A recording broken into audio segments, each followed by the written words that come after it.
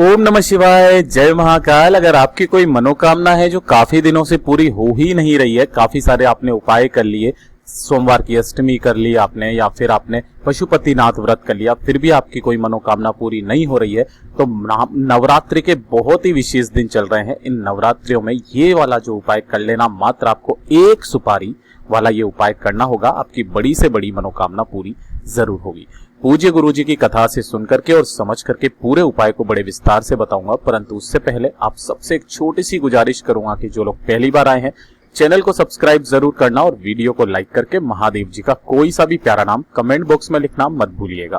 पहले ही बता देते हैं, इस पूरे वीडियो के अंदर हम लोग 4 महा उपायों के बारे में बात करेंगे।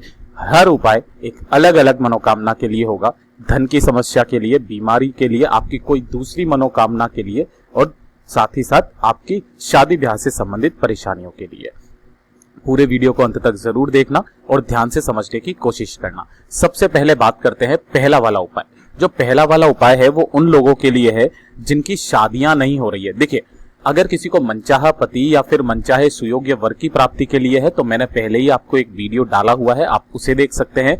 दूसरा, अगर किसी की शादी में बहुत ज्यादा अड़चने आ रही हैं तो उसके लिए क्या उपाय करना है वो भी मैंने वीडियो डाल दिया है। और ये वाला जो वीडियो है ये उसके लिए है कि अगर किसी को जल्दी शादी करनी है, ठीक है ना, या फिर किसी की शादी हो नहीं रही है, अब उसको शीघ्र विवाह का योग अगर उसके कुंडली में नहीं है, तब आपको ये वाला उपाय करना होगा। छोटा सा उपाय है, मात्र ध्यान से सुनना, समझने की कोशिश करना।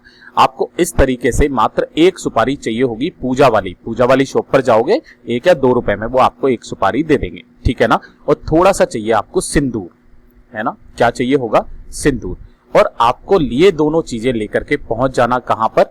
माता रानी के मंदिर में। जो भी माता रानी का मंदिर आपको मिल जाए, नवरात्रि के दिनों में इस उपाय को करना है। साथ ही साथ आपको एक छोटा सा पीला कपड़ा और ले लेना है, ठीक है ना। अब जो आप पीला कपड़ा लोगे ना, आपको करना क्या होगा, इस सुपारी जो ली है, इस सुपारी को पूरा का पूरा चारों तरफ आपको जो है ना सिंदूर लगा देना है। इस सुपारी के चारों तरफ सिंदूर लगा करके, और आपको एक जो पीला छोटा सा कपड़ा लिया है ना, इसी के बीच में आपको उस सुपारी को रख देना है और इसकी एक पोटली बना लेनी है।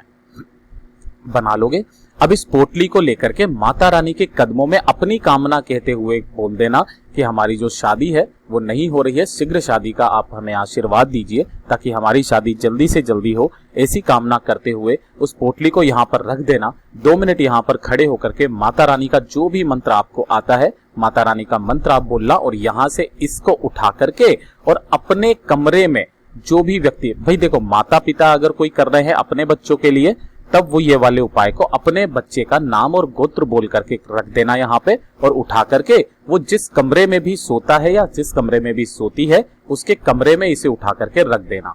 माता रानी चाहेंगी आपका बहुत जल्दी शादी का योग जरूर बनेगा। ये तो हो गया पहला उपाय।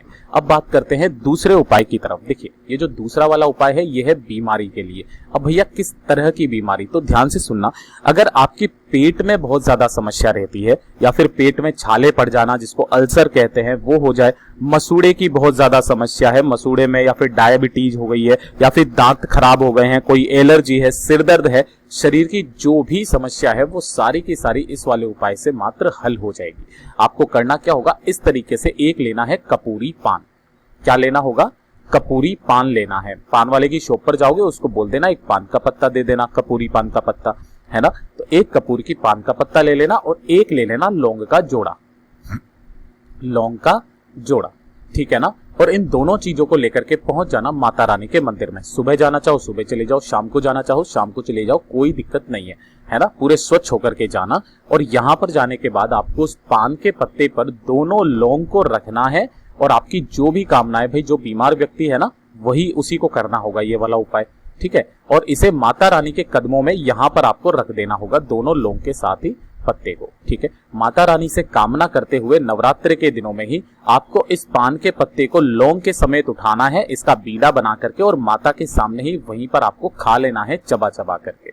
आपकी जो भी बीमारी होगी वो खत्म होगी। मात्र आपको नवरात्र में 2 से 3 बार लगातार इस उपाय को कर लेना, आपकी सारी बीमारियां धीरे धीरे करके सही होने लग जाएगी। मैं ऐसा नहीं बोलूंगा कि आप दवाइयां बंद कर दे, जो भी आपकी चल रही है दवाइयां आप साथ में चलने दें, साथ ही ये वाला भी उपाय कर लेना, ठीक है। आपकी बीमारियां सारी की सारी खत्म हो जाएगी। अब बात करते हैं तीसरे उपाय की तरफ, जो कि आपकी धन से संबंधित समस्या जो भी है ना, वो सारी की सारी खत्म होगी। देखिए, अगर आपने कोई व्यापार खोला हुआ है, व्यापार में अच्छे से कमाई नहीं हो रही है, तब आपको ये वाला उपाय करना है। और साथ ही साथ एक और उपाय बताऊंगा कि अगर आपका पैसा किसी ने ले लिया है और वो वापस नहीं लौटा रहा है, तब आपको कैसे उपाय करना होगा।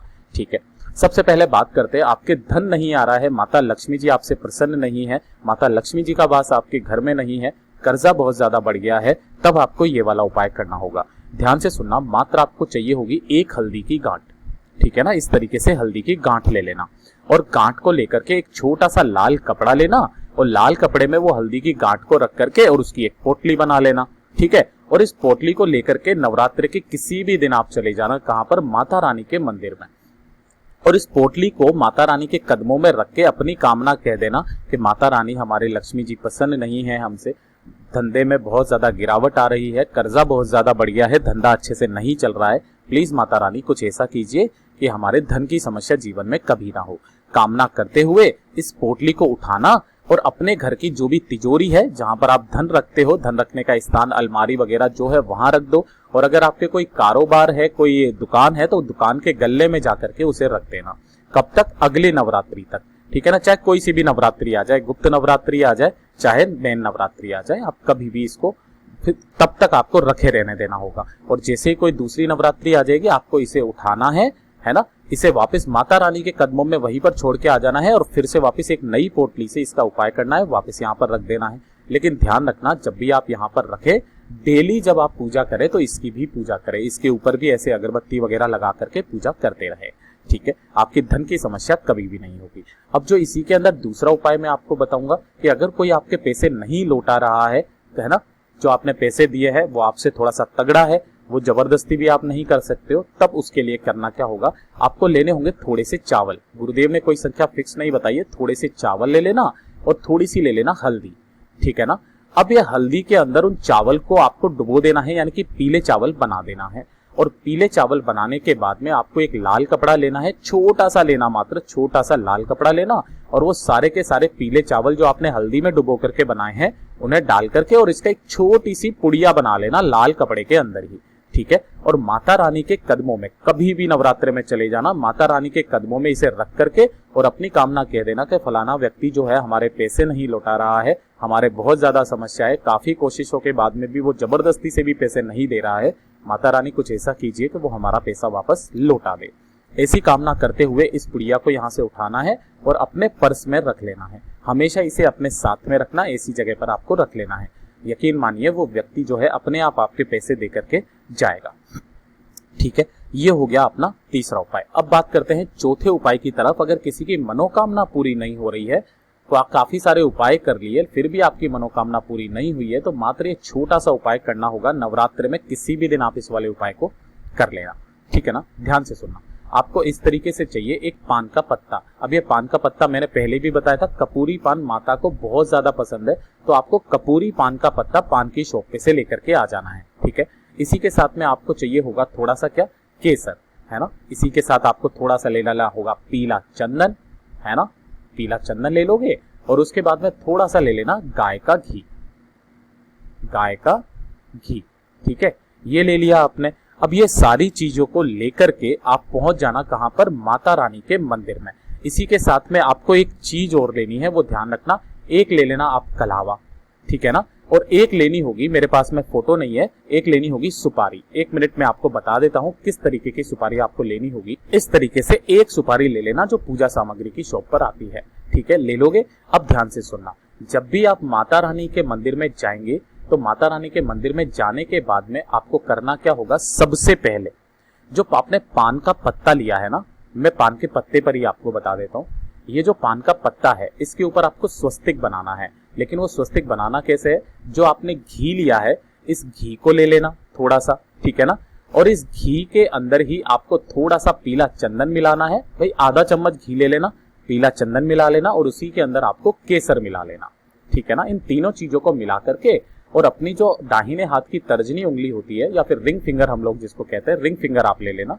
रिंग फिंगर से आपको यहाँ पर एक स्वस्तिक बना देना होगा।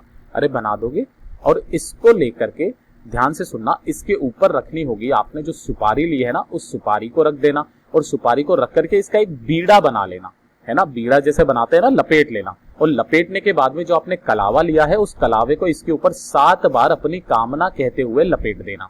ठीक है, ये जो पान का बीड़ा आपका तैयार हुआ है, इस पान के बीड़े को माता रानी के कदमों में आपको यहाँ पर अपनी मनोकामना कहते हुए समर्पित कर देना होगा, है ना। नवरात्रि के किसी भी दिन कर लेना, सप्तमी, अष्टमी, नवमी बहुत ही विशेष दिन है। आप इस वाले दिन उपाय करेंगे, आपको निश्चय ही इसमें लाभ मिलेगा। पूज्य गुरु जी ने जैसा अपनी कथाओं में बताया वैसा आसान भाषा में आपको बताने का पूरा प्रयास किया। वीडियो पसंद आया हो तो लाइक जरूर करना और साथ ही साथ चैनल को सब्सक्राइब जरूर कीजिएगा।